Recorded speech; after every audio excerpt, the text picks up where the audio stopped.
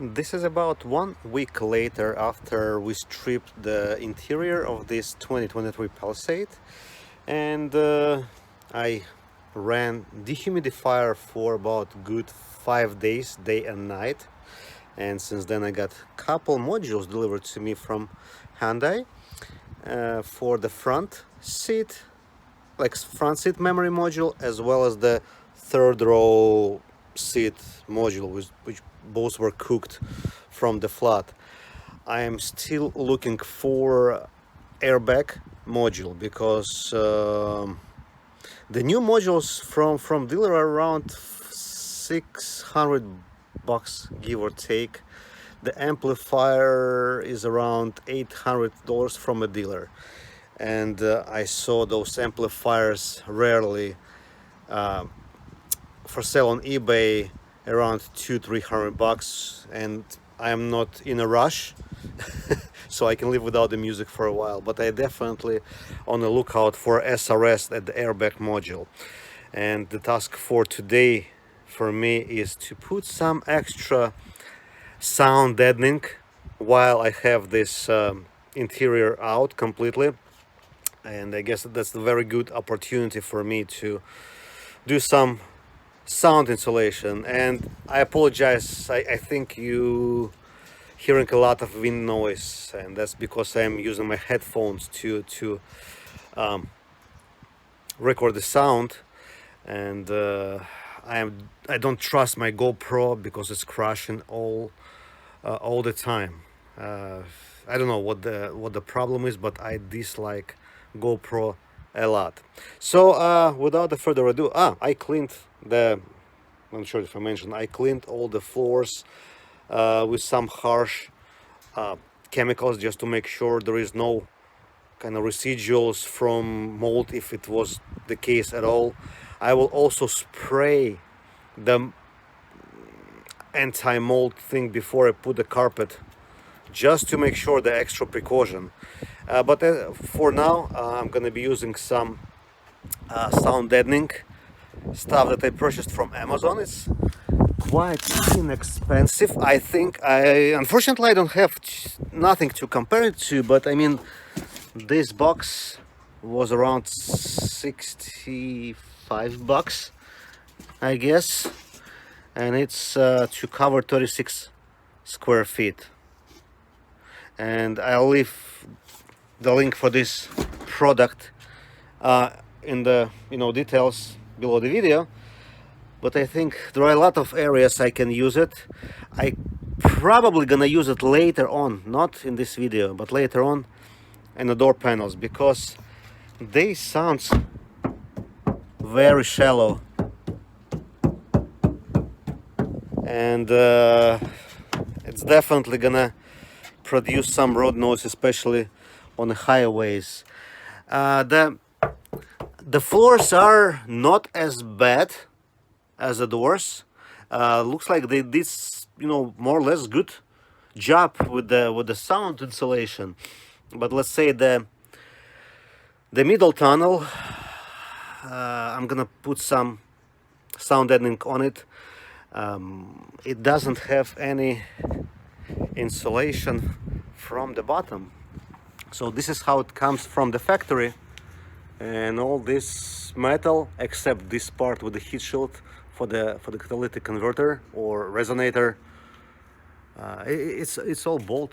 A little bit overspray here with the sound deadening stuff here and here, but again, a lot of it's just metal. And I think if we use some sound deadening mats in this area, it would be beneficial for sound comfort. This is where I'm at right now. The rear part of the vehicle is done. I guess almost 100%. Even the wheel arch from both sides done. I even put some insulation behind the seat belt in the cavities, as well as the cavity behind the blower motor. And so the only thing left is the other part of the vehicle. The installation is fairly simple but takes a long time, and I'll try to show you. Almost finished, actually not almost finished, but finished applying the anti or sound deadening material here in the car, and it was quite easy, however labor intensive. So the process is pretty simple. For example, you take the material, you cut it per whatever shape you need. You simply back off the paper, back into paper, and you simply attach it wherever you need, like for example right here. And then you have to kind of roll it pretty good actually, to make sure there are no any kind of voids, the air gaps, because technically when the temperature changes, the condensation may start the rust process. So you would like to be as as thought of as possible. So that's why it took me the entire day yesterday to do just this. It kind of looks not too much of this material, and it sticks. So the process is very simple, but it's very labor intensive, especially like with the rolling, to make sure there are no any voids with the air inside. And now I'm gonna start to assemble the interior back in place, the carpets, the seats, and whatever stuff we removed with you guys. I am moving along with the installation. So the third row of seats is almost attached. I just need to tighten the bolts. And can you spot the problem here? Also on this side, right? So before I attach the seat and attach the anchor to the seat belt, I needed to install those side panels, and I didn't. So I'm gonna try to reach those bolts without seat removal, because I kind of don't want to, and hopefully next time I won't repeat this mistake again. But other than that, I cleaned all the connections, cleaned all the contacts using the contact cleaner, brush, scrub, or whatever. Installed the brand new module for the third row seat, and didn't test it yet. I would like to install pretty much all the seats and then test all together. And after 30 seconds of trying, I decided to pull the seat forward, so I unbolted it.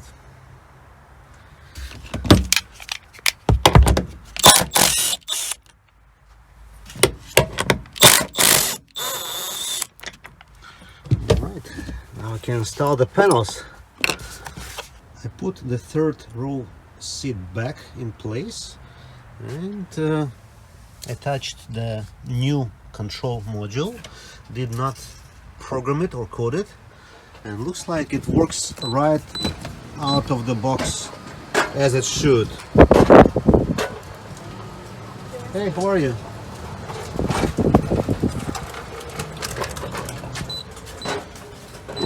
I had a little hiccup with the right hand side, and the problem was related to remember when I told you that the seat was all the way out?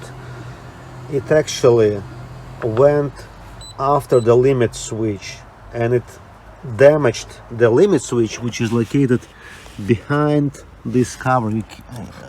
This is the wire that goes to the limit switch. So the limit switch is plastic, and the seat kind of forced after the limit switch, and it damaged this plastic part.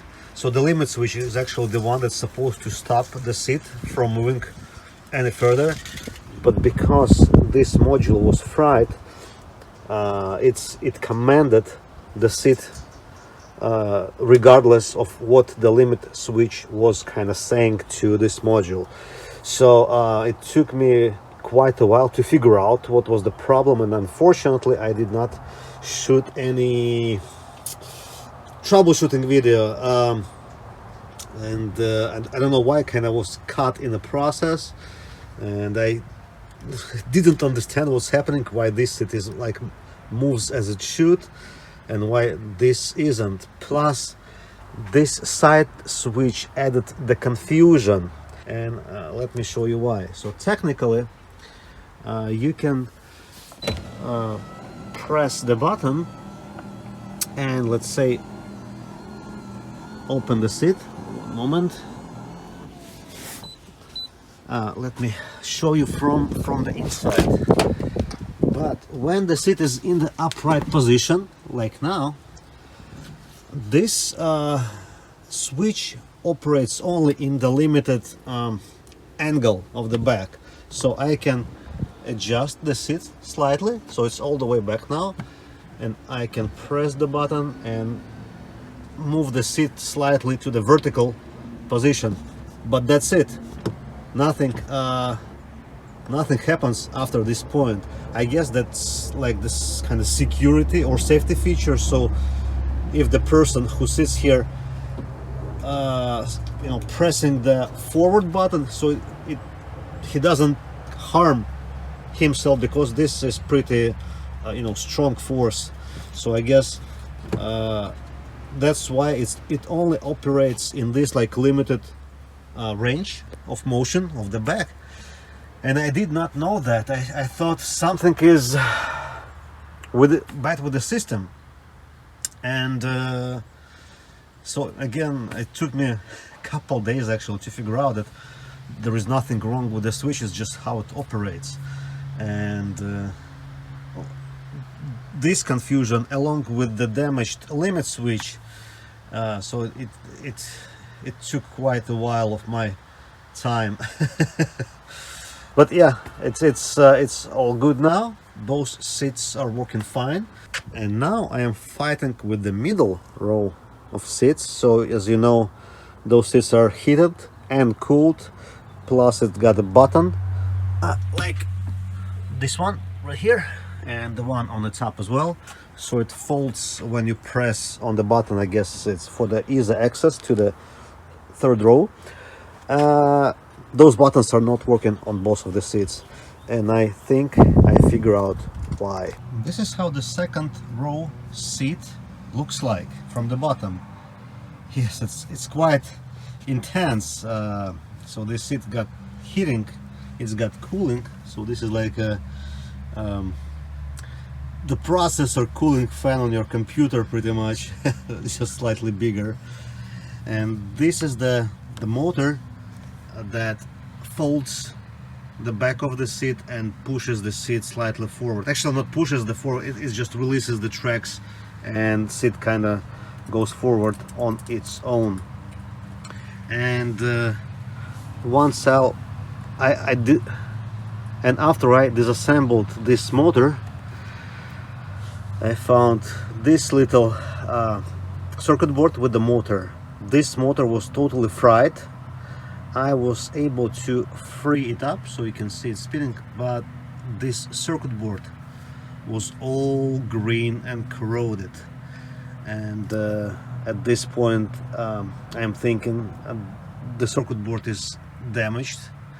I wouldn't say beyond the repair.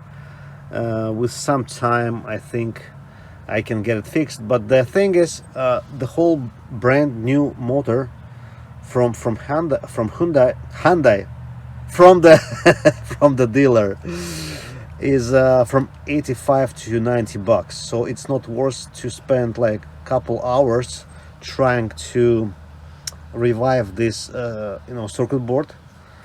And I think it's much more effective simply to purchase the replacement motor, unless you have the donor car right there on the lift, and that's what I'm gonna use. Hopefully the motor is the same. A dealer told me that the motors supposed to be the same from 2019 up to 2025, So this car on the lift is 2022, and I think I have a shot. I'm in the donor car now, and oh, looks like position of those assemblies, those motors are a little bit different compared to the one I have, and but I think the motors supposed to be the same, and I won't take the whole thing from here. I will only take the circuit board with the actual little motor. The rest of the assembly will stay in place. I don't want to disassemble those tracks to find out where the cables are going. I don't need that. It should be pretty easy for me simply to replace just the board. So this is how this assembly looks inside. I will grab this board with the motor from this assembly, and by the way, I'm holding this cable so it doesn't pop from its place, and I will take this board to the other car. I put the replacement circuit board back in 2023 car. Guys, take a look how complicated the whole thing is.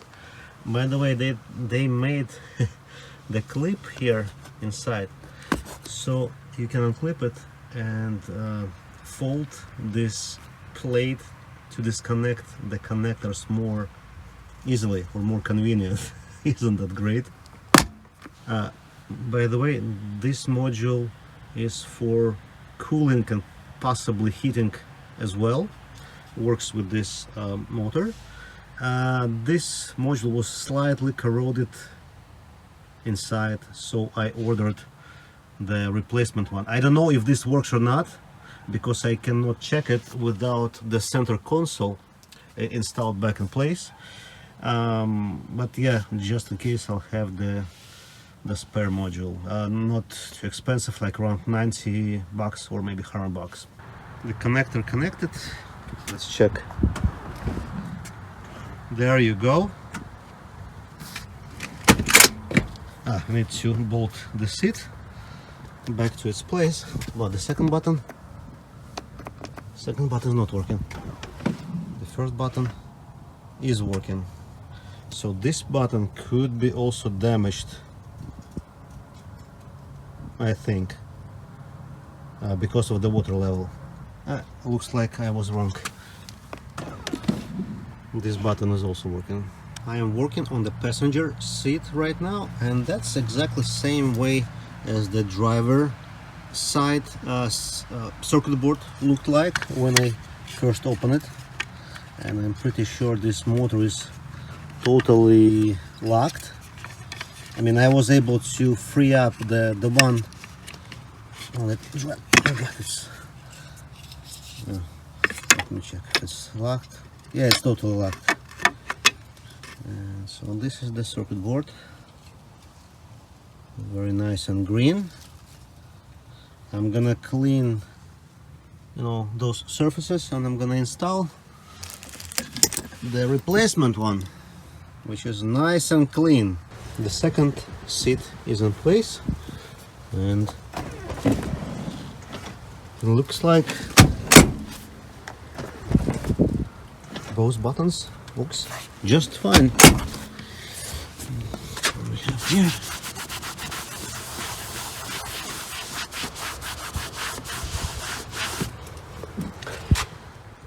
There you go.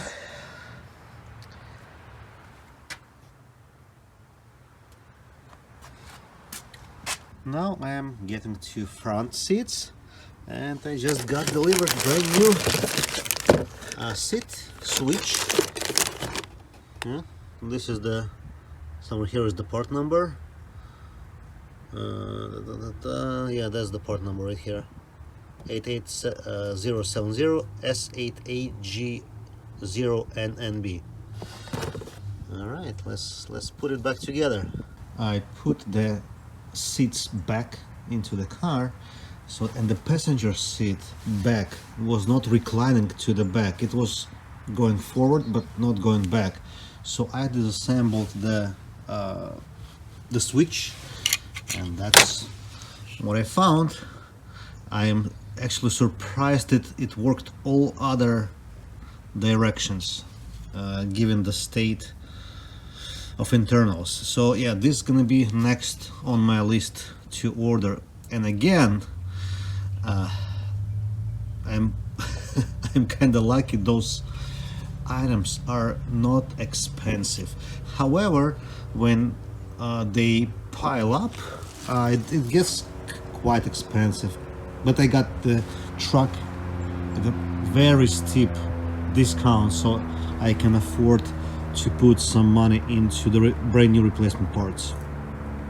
The interior is almost completed. I figure out the switch for the passenger side seat, so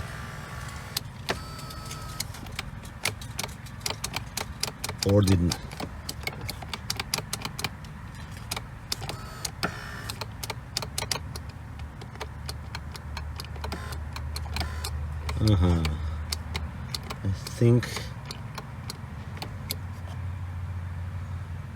I think the motor itself could be the problem, because I can hear the relay clicking, so the switch is working. And by the way, well, right here, and I can see the lumbar support works. Yeah, but I'm gonna need to figure out the seat height, and if I'm not mistaken, the motor is in around this area behind. Couple taps at the motor and it started to work again. It needs some training.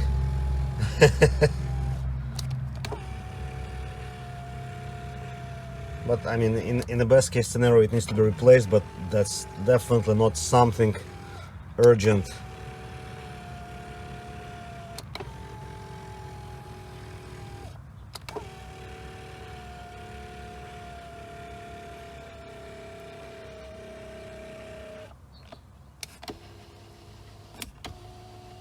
All right.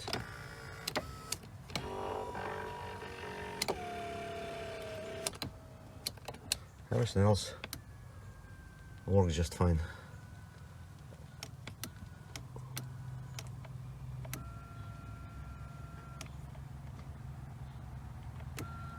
I'm sure if you can see anything.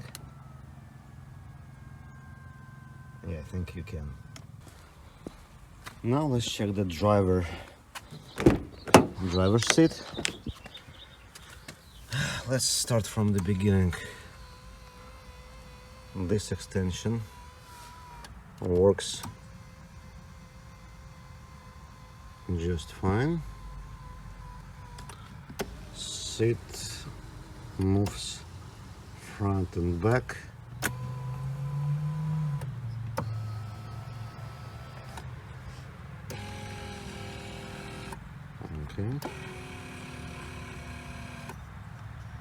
Okay.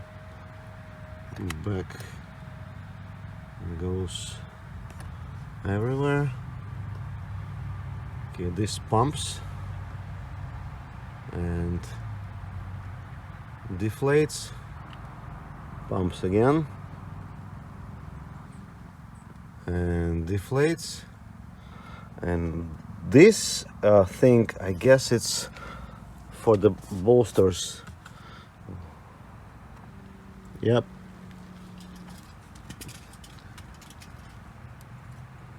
They make it more tight in the seat, so there are no problems with the driver's seat.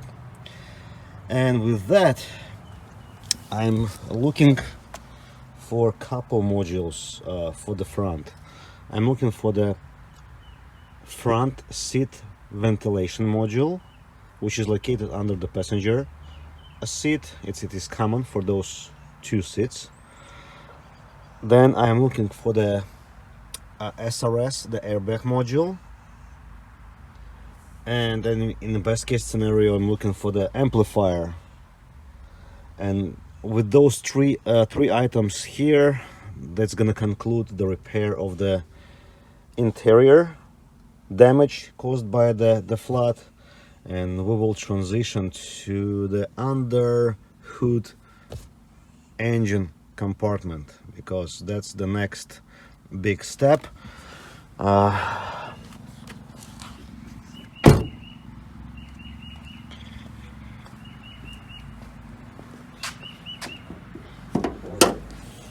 Yeah, because I need to replace this engine, and I don't know yet if I'll be able to separate the engine from the transmission while the engine is in the car, because this engine may be locked, and if this is the case, I won't be able to unscrew the bolts that holds the flex plate connected to the torque converter in the transmission. And if this is the case, I'm gonna need to drop the transmission engine down together, and then possibly separate them.